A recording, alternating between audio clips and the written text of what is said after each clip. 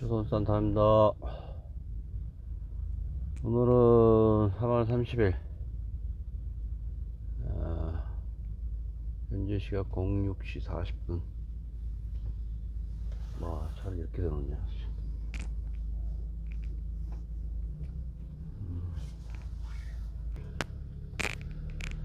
현재 시각 06시 40분. 외기 온도가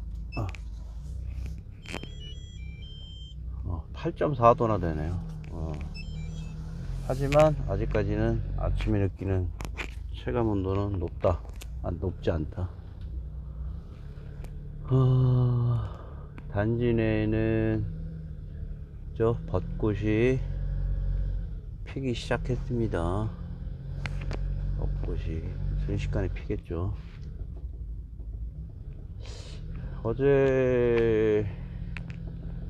오늘 제가 말씀드리고 싶은 꼭지는 청문회 관련된 내용하고 몇 가지 보도 자료들.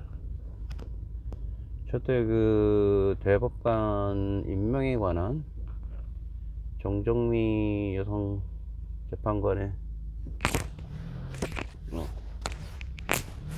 관련한 그 국회 청문회를 보고 난 소감을 좀 들어볼게요. 어제 뭐 1차, 2차 이렇게 나눠서 했던 것 같고, 청문회가. 이제 보면은, 이제 그런 생각을 했어. 일단은, 야, 함량 미달이다. 재판관이라는 게, 물론 이제 나중에 생각이 좀 바뀌긴 했어요. 처음에 그 대법관이라는 게, 지금 내가 이제 뭐 젠더에 대한 부분은 적절치 않으니까 얘기를 안 하고, 25년 이상 된 캐리어를 가진 법관이 아주 정치적인 중립을 요하는 자리에 지금 국민의 그 대의제에 의해서 뽑힌 국회의원들의 위원장들에게서 어떤 인사청문회의 과정을 통과하는 자리잖아요. 추천위원회가 있더라고요. 뭐 법무장관, 뭐 대한변호사협회, 뭐 이렇게 해가지고 나온 자리던데, 정정미 대법관 후보에 대해서 이제 어제 하는데, 목소리는 작지만 다부진 어떤 인상을 받았어요. 처음에 다부진 인상을 받았고, 단연간의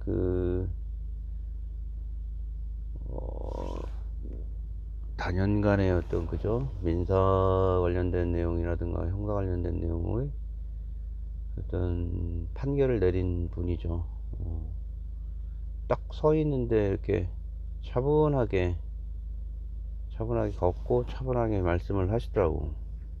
근데 이제 우리 그 시청자 입장에서는 이제 그런 걸 바라는 거지.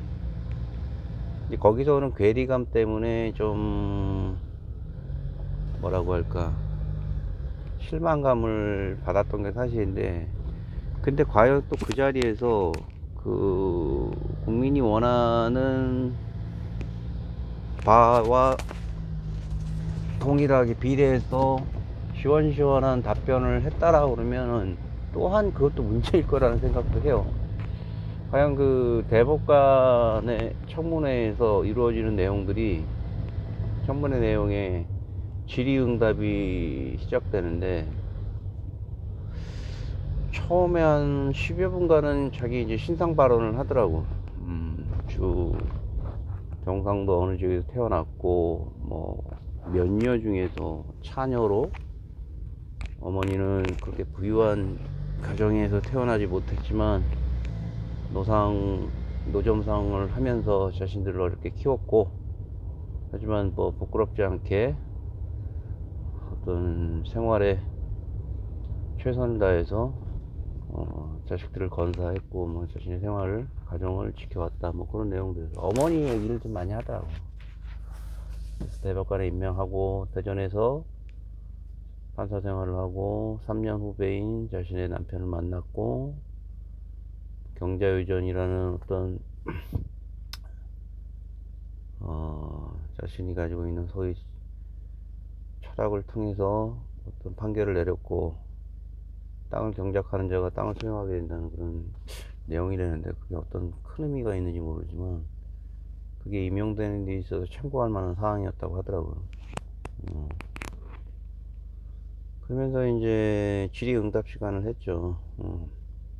경자유전이 뭐냐? 이제 국민의힘 쪽에서 처음 얘기를 했던 것 같고, 이제 여당과 야당의 양 진영에서는 이제 현 정권에 대한 방어와 수세와 공세가 있잖아요.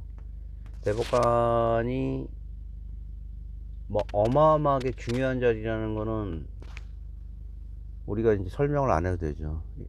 일례로 2016년에 말에가요, 2017년에 걸쳐서 이루어진 대통령 행정수반인 대통령 탄핵소추에 관련된 일련의 작업에 최종 판단은 누가 했다? 대법관에 의해서 대법원에서 했다. 대법원 몇 인 이상이 발의 승인을 했기 때문에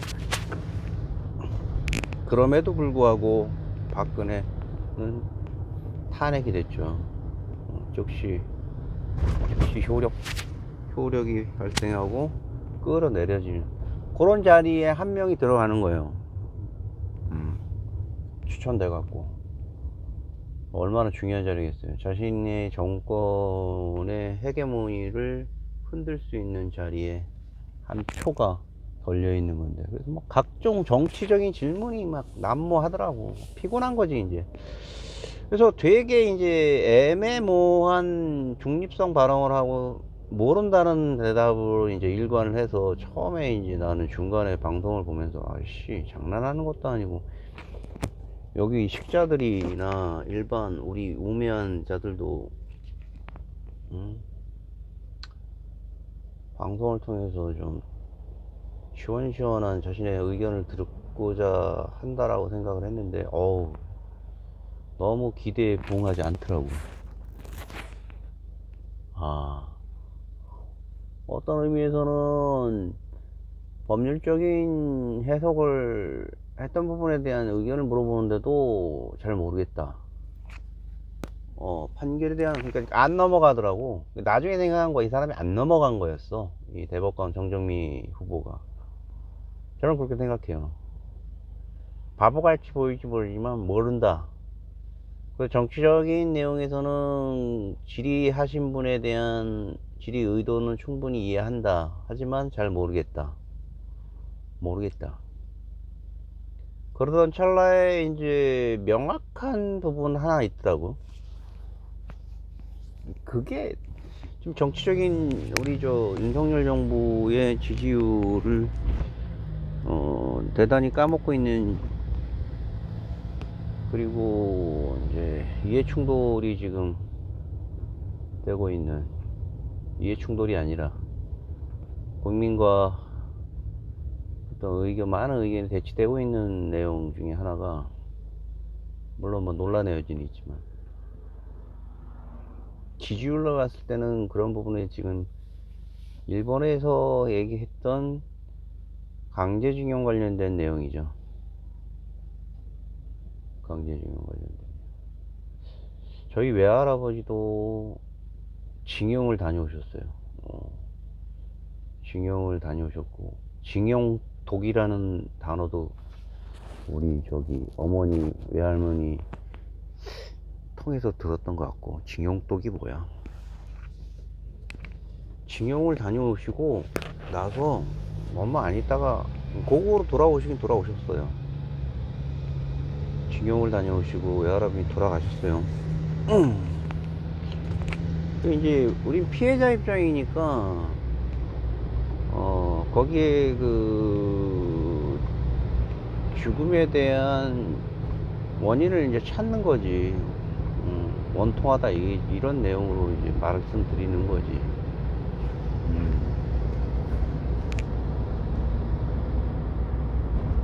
강제징용 관련된 내용이 68년 이제 한일 청구권 배상으로 해서 일본은 끊임없이 주장하죠. 그때 끝났다. 모든 배상에 대한 책임이 어불성설 지금 와서 다 끝난 내용을 가지고 말이야.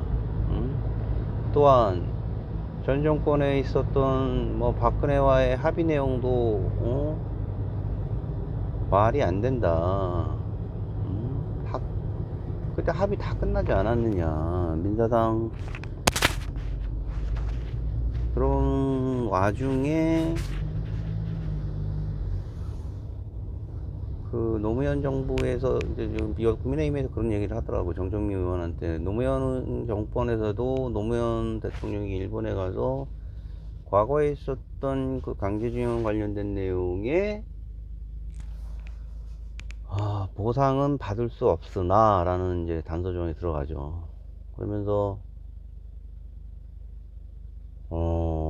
진정성 있는 사과, 지금 이 부분이 굉장히 중요한 것 같아요. 진정성 있는 사과에 대한 부분과 일본에서는 진정성 있는 사과는 김대중 노무라인가요? 김대중 오부치의 선언으로 다 끝났다, 뭐 이런 식의 내용을 얘기를 하는 것 같고, 지금 생각하니 그 정치적인 부상이 있을 때마다 어차피 표잖아요. 표 싸움. 국민적인 정서를 건드는 거지. 민주당 쪽에서도 그랬던 것 같아. 툭 건들면서 최근에 얼마 전에 문재인 때 얼마 전에 있었던 박근혜와 일본 정부 간에 이루어졌던 뭐 배상 합의 내용도 무효다, 국민적인 정서에 반한다 라며 강제징용 배상에 관한 강제 집행을 대법원에서 결정을 해버려요. 대법원에서. 그래서 어느 정도까지 실시하라. 미쓰비시를 예를 들었을 경우, 미쓰비시 강제 처분 하겠다. 언제 부산에 있는 이제 자원도 있고 그렇잖아요. 일본이 이제 난리가 난 거지. 이거는 예전에 2차 세계대전이 끝나고 나서 프랑스나 미국 이런 뭐 여타 나라들이 독일에 행한 강제 조항이에요. 일본 입장에서는 종전이 아닌 패전이 아닌 종전이라는 어떤 전쟁 철학을 가지고 있는 상황에서, 패전은 일본에 패전한 거지 너희 그 동남아시아에 있는 나라한테는 패전이 아니라 우린 종전이다라는 어떤 이중적인 철학을 가지고 있는 것 같아요. 전쟁 내 생각이야 그거는. 따라서 만약 그 대한민국 헌법에서 법원인 대법원에서 미쓰비시에 대한 강제 집행이 결정이 되면 이거는 전 세계적으로 일본이 아마 첨예에 관심이 되는 거죠. 미국에 의해 그 강제 집행 당한 건 있을 거지. 있을 테지만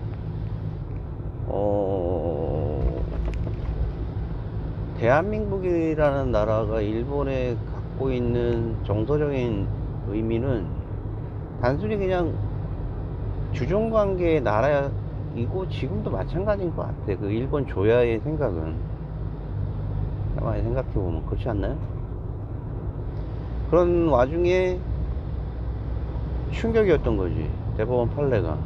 물론 정정미 의원은 그런 얘기를 해요.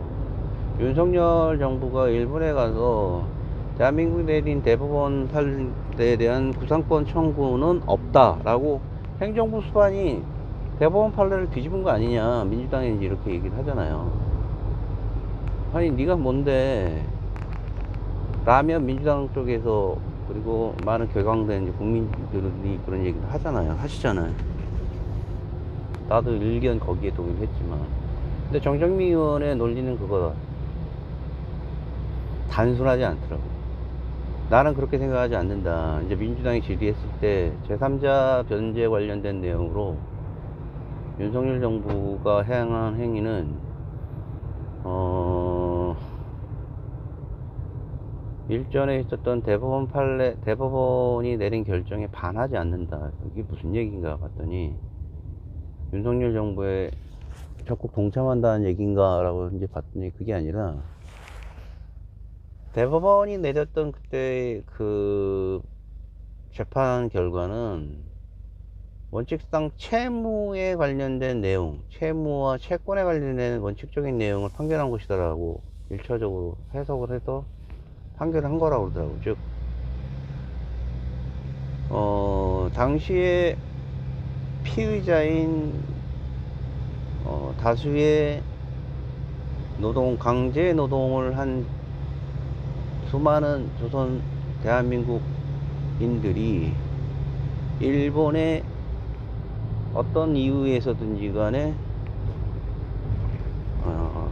다수의 임금 채무가 이루어진 걸로 판단된다 라고 그냥 유권 해석을 해줬다는 얘기지. 유권 해석. 다만 거기에 대한 그 채권 집행에 관련된 내용은 별도로 행하는 내용이다. 그래서 제3자 변제에 관련된 내용은 즉 채무자는 일본 일제 기업이 되는 게 정확하고,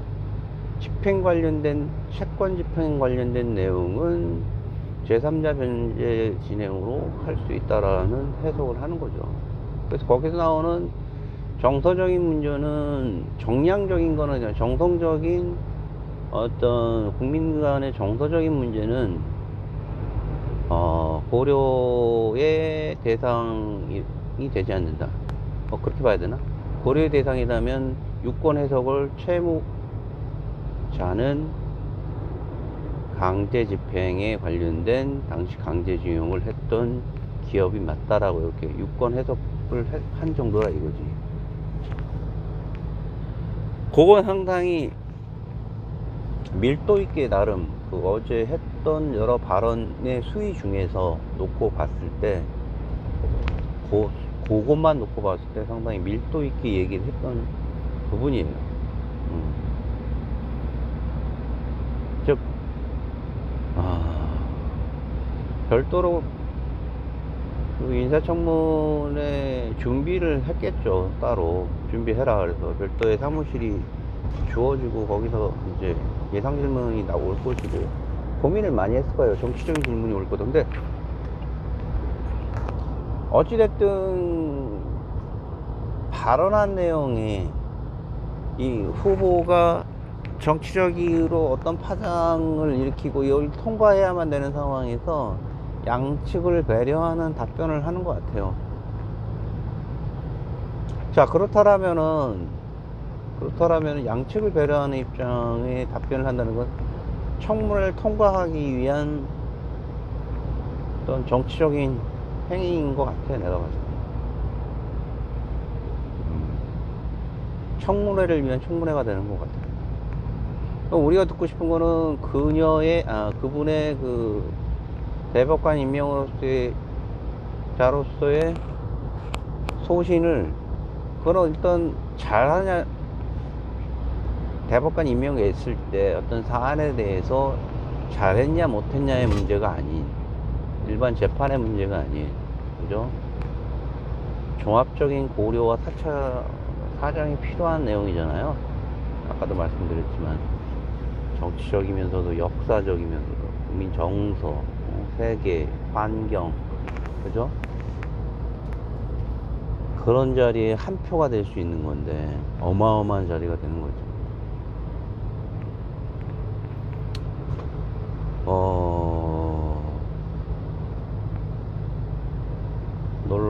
뭐 상당히 재단이 밋밋한 맛의 캐릭터와 색깔이 없는 청문회였어요. 청문회였고, 흥행은 뭐 되지 않았을 거라고 보고, 흥행성은 떨어지는데, 원래 그런 게 청문회인가라는 생각에, 피곤하더라고. 예전에 막 청문회에서 막 고성 오가고 했는데, 어제 고성은 아니었지만, 나름의 어떤 첨예한 내용을 던졌지만, 그 첨예한 내용을 받아들이지 않는, 뭐 그런 내용의 이제 밋밋한 청문회였어요. 뭐 그런 부분이 인사청문회에서 어떻게 받아들여가지고 임명 통과가 될지는 모르겠으나 임명 통과는 뭐 무난히 될 것 같더라고요. 워낙 그 되게 수세적으로 발언을 하시더라고. 그게 또 맞는 거일 수도 있어요. 대법관 임명함에 있어서 준비할 때 여러 고찰과 과거 기록들을 봤겠지. 만약에 거기서 편향된 시각에 발언을 했다라 그러면은 향후에 드러날 그녀의 그분의 대법원 판결에 대해서 해석을 할 수 있는 부분이잖아요. 그래서 대단히 말을 조심하더라고. 대단히. 아무튼 어제 그 조선 산타는 어제 그런 사안에 대해서 봤던 어떤 정말 시청 소감을 말씀드렸고, 오늘 뭐 날씨가 상당히 포근한 날씨일 것 같고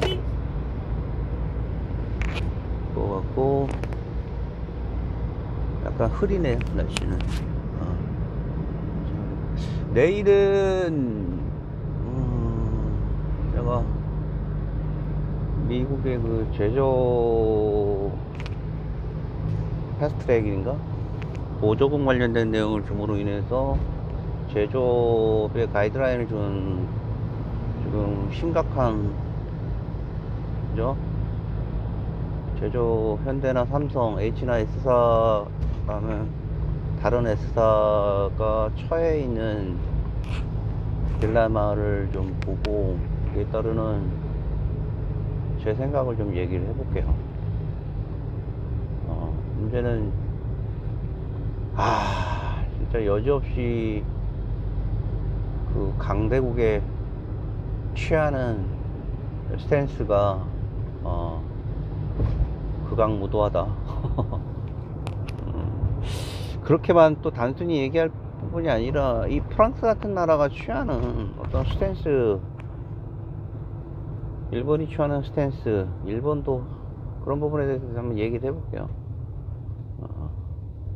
제2의 그 프라자 합의의 선상에 대한민국이 올라갈 것인가.